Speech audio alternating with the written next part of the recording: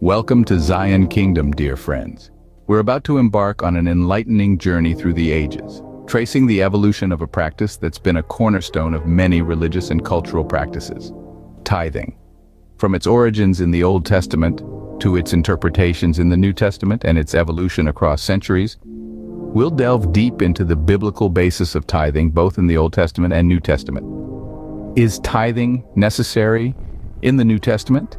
Join us as we dissect into this question to find answers from the scripture. Does tithing, the act of giving 10% of one's income, hold relevance in the modern world? Today, we delve into the origins and evolution of this practice, tracing its roots from the Old Testament to the New Testament. Tithing, as we understand it today, originated in the Old Testament, finding its first practitioners in Abraham and Jacob. Unlike the voluntary nature of their contributions, the Israelites were bound by multiple tithes. These were mandated to provide for the Levites and the temple, fund religious festivals, and support the poor and needy. Contrasting this, the New Testament refrains from explicitly enforcing tithing. Jesus, however, does encourage his followers to surpass the righteousness of the Pharisees who practice tithing. He promotes a perspective that views Christians as financial stewards for God, expected to give in proportion to God's provision. Generosity is encouraged, and tithing is seen not as a stringent requirement, but a benchmark for giving. The emphasis lies on cheerful and voluntary giving, guided by what one has decided in their heart. Is tithing compulsory in current age? From its Old Testament origins supporting the temple, the role of tithing has evolved to its current standing as a guideline for church donations.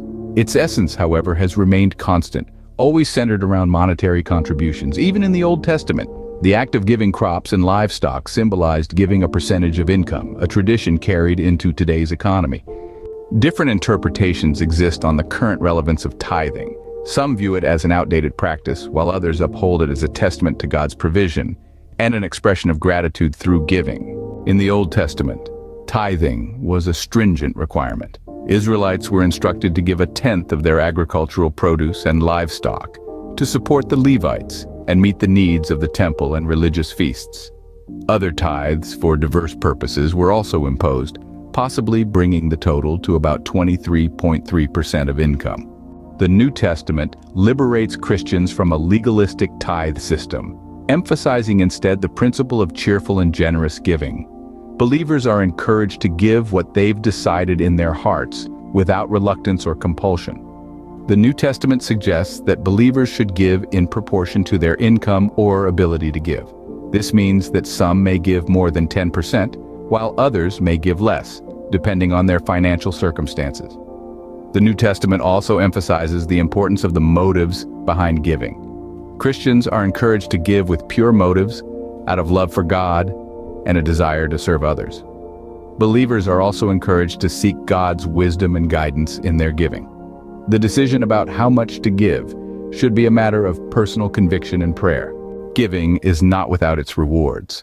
The New Testament highlights the joy of generosity and the promise that God will provide for the needs of those who give.